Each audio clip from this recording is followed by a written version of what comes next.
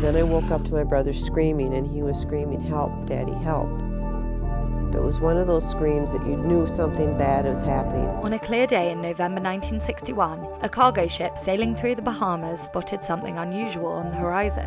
As they drew closer, they were horrified to see a young girl on a tiny float. This photo was taken by a crew member before they pulled her on board. She was dehydrated, sunburned, and in a state of shock, but alive. What's her condition? Serious, but I think she'll be all right. I think she'll live. The girl identified herself as 11-year-old Jo Duperrault. She had been lost at sea for 4 days. If it wasn't for the cargo ship, it's likely that she wouldn't have made it. The following day, a man named Julian Harvey heard about her rescue. He then took his own life. Do you think of any reason why he would do it, or what he did? I would say that he has been in a very deep state of shock. Possibly had never come out of it until the time of his death. The truth behind Jo's survival is disturbing, even years after the fact. Back in November 1961, the Duperrault family embarked on their dream vacation.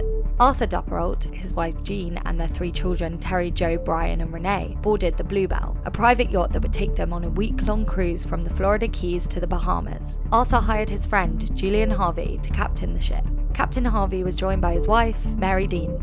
By all accounts, the vacation was as dreamy as the Duperraults hoped it would be. But at some point during the return trip, something horrible happened. Captain Harvey was recovered from a lifeboat found drifting at sea. He told his rescuers that the Bluebelle had been hit by a sudden squall and sank with all of its passengers. And he said basically that he was the only survivor.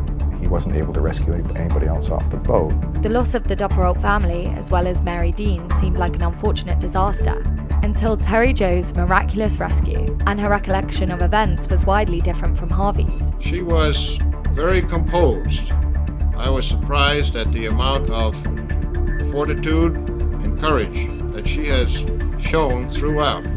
Jo described how on the last night on the Bluebelle, she woke up to the sound of screaming. And she goes to sleep surrounded by her family in this beautiful place, and then all of a sudden she's in the most unimaginable nightmare. When she returned to the deck, she found her lifeless family members. She witnessed Captain Harvey walking around with a rifle. When he noticed her, he shoved her back below deck. We made eye contact. He didn't say anything and he backed out. I just laid there, and then water started coming into my cabin. Harvey then escaped on a lifeboat, abandoning Jo on the sinking ship. Luckily, she found a tiny float and used it to save her life. I was just alone. I don't know how to explain it.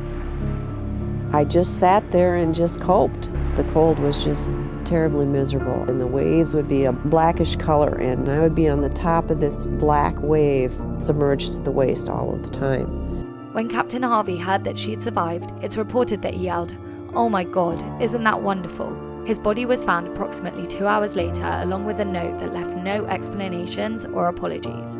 But it was taken as an admission of guilt. When authorities investigated the case, they discovered that Harvey, a decorated World War II veteran, had serious financial problems.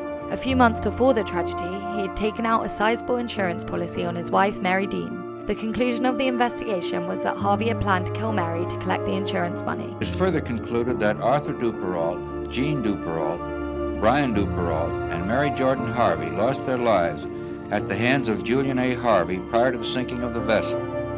But it's unclear why he spared Jo's life. Some speculate that he thought she would drown with the ship. Others believe that he subconsciously wanted to get caught. Jo grew up, married, and had 3 children. For decades, she did not speak publicly about her ordeal. In 2010, she published her memoir, Alone, Orphaned in the Ocean, and began to give interviews discussing her story.